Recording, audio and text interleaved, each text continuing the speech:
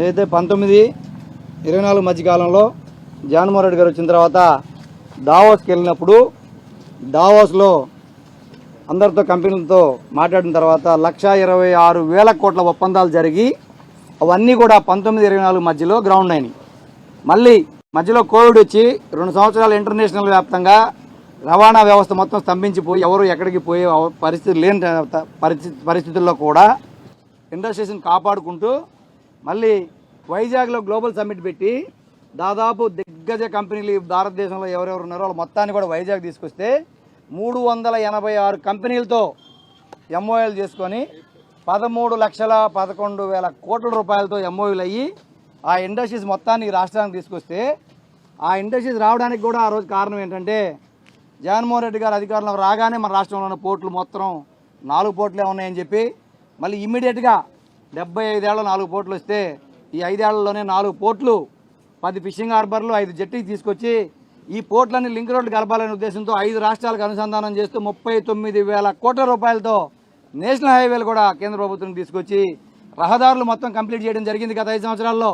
ఈ పోర్టులు కూడా అయిపోయే దశకు వచ్చినాయి. ఇవన్నీ ఏదైతే ఇండస్ట్రీస్ కావాల్సిన మౌలిక వసతులు మొత్తం మా ప్రభుత్వంలో 19-24 మధ్యలో మేము చేసాం కాబట్టే ఈరోజు రాష్ట్రానికి పరిశ్రమలు మొత్తం క్యూ కట్టే పరిస్థితి వచ్చింది ఈరోజు అని చెప్పి మేము చెప్తా ఉన్నా.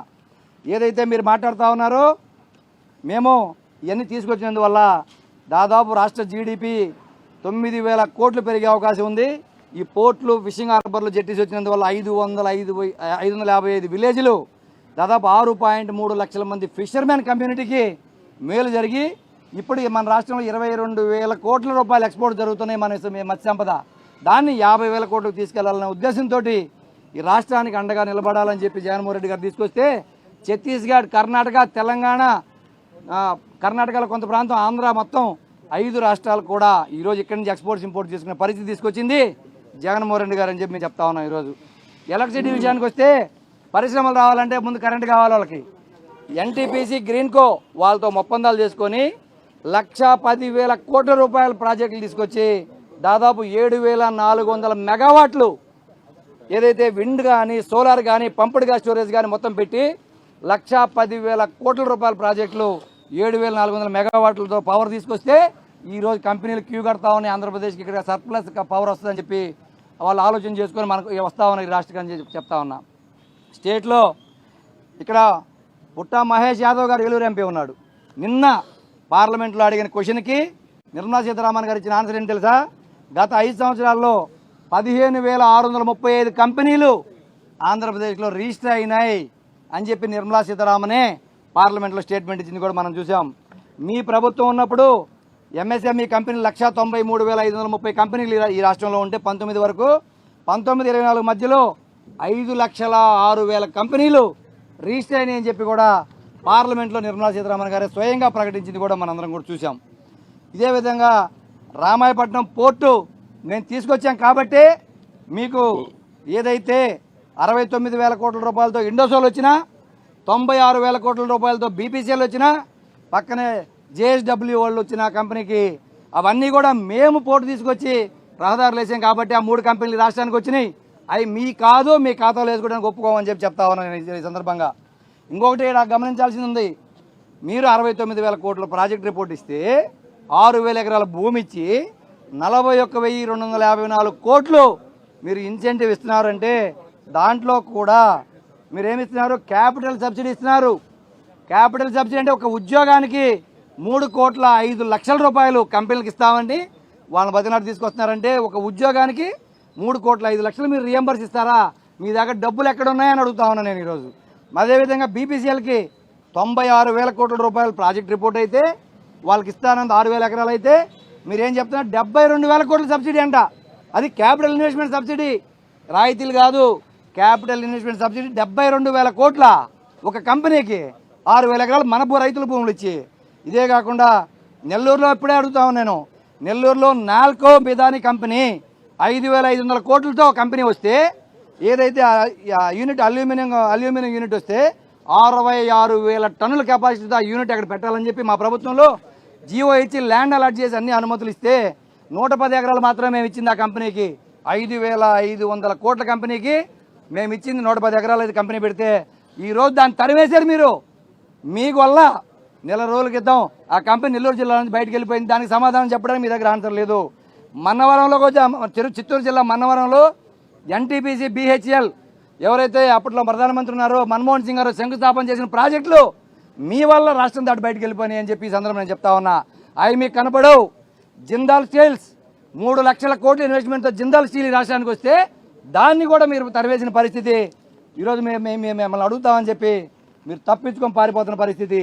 ఇదే కాకుండా వైజాగ్ స్టీల్ ప్లాంట్ విషయానికి వస్తే మేము అడుగుతా ఉన్నాం. 32 మంది ప్రాణ త్యాగాలతో స్టీల్ ప్లాంట్ని తెచ్చుకుంటే దగ్గర 30,000 ఎకరాలను రైతుల దగ్గర సేకరించి ఆ ప్లాంట్ పెడితే 32 ముక్కలు చేసి ఈరోజు దాన్ని 32 ముక్కలు చేసి మీరు యాజమాన్యాన్ని ప్రైవేట్ పరం చేయలేదు. మీరు మాట్లాడుతున్నారు మేము యాజమాన్యం ప్రైవేట్ పరం చేయలేదని. కానీ ఈ 32 టెండర్లు 32 ముక్కలు చేసి మేనేజ్మెంట్ ప్రైవేట్ వాళ్ళకి ఇవ్వడానికి ఆ 32 విభాగాలను ఎందుకు నోటిఫికేషన్ ఇచ్చారు? ఎందుకు మీరు టెండర్ కాల్ఫర్ చేశారని అడుగుతా ఉన్నా. 32 ముక్కల్ని లక్షల మంది ప్రాణాలు కాపాడింది. ఈరోజు ఇదే వైజాగ్ స్టీల్ ప్లాంటు కోవిడ్లో మీరు అందరూ చూసుంటారు. ట్రైన్లో తీసుకెళ్లారు ఆక్సిజన్ ఇక్కడి నుంచి గుజరాత్కి. ఈ దేశంలో లక్షల మంది ప్రాణాలు కాపాడిన ఈరోజు స్టీల్ ప్లాంట్ ప్రాణవాయువుని మీరు ప్రాణాలు తీయాలని చూస్తూ ఉన్నారని చెప్పి మేము ఈ సందర్భంగా చెప్తా ఉన్నాం. ఎందుకంటే అది దేశానికే ఒక వెన్నుముక లాంటి ప్రాజెక్టు వైజాగ్ స్టీల్ ప్లాంట్. మళ్ళీ వేరే స్టీల్ ప్లాంట్ తెచ్చి పెడతారంటే అక్కడ, కానీ ఉన్న స్టీల్ ప్లాంట్ కాపాడుకొని చేత కాదు మీకు. మళ్ళీ వేరే స్టీల్ ప్లాంట్ తెచ్చి పెడతారా? ఐరన్ ఓర్ లేదు. మీరు దానికి ఏదైతే ముడి సరుకులు కావాలో అవి ఇంతవరకు మీరు ఎక్కడ మైండ్స్ కేటాయించకుండా దానికి ప్రాబ్లం ఎక్కడుందో దానికి సొల్యూషన్ కనిపెట్టకుండా ఏదో ఒక రకంగా మభ్యపెట్టి మాయ చేసి దాన్ని ముందుకు తీసుకుపోవాలని చూస్తూ ఉన్నారు. మేము అడుగుతా ఉన్నాం. ఆ రోజు చంద్రబాబు గారు చెప్పారు తెలుగువాడి ఆత్మగౌరవం అని. ఈరోజు 32 టెండర్లు కాల్ఫర్ చేసినప్పుడు మీ ఆత్మగౌరవం ఎడిపోయిందని అడుగుతా ఉన్నా. పవన్ కళ్యాణ్ అడిగాడు ఒక్క ఎంపీ నేను చాలు అరిచేయి అడ్డం పెట్టి ఆపుతాను స్టీల్ ప్లాంట్ అన్నాడు. ఈరోజు 2 ఎంపీలు ఉన్నారు, 21 మంది ఎమ్మెల్యేలు ఉన్నారు. ఎక్కడ పోయారు మీరు అని అడుగుతా ఉన్నా. కుమారస్వామి గారు ఇచ్చింది 11,400 కోట్లు స్టీల్ ప్లాంట్కి ఇచ్చింది వాస్తవం. కానీ 8,500 కోట్లు ఇచ్చి మళ్ళీ GST రూపంలో ట్యాక్సుల రూపంలో ఈ జేబులో తీసిచ్చి ఈ జేబులో పెట్టుకున్నారు కేంద్ర ప్రభుత్వమే. అవి ఎక్కడ కూడా స్టీల్ ప్లాంట్ కోసం వాడలేదు. అది మీరు అబద్ధం ఆడారు ఈరోజు కౌన్సిల్ అని చెప్తా ఉన్నా.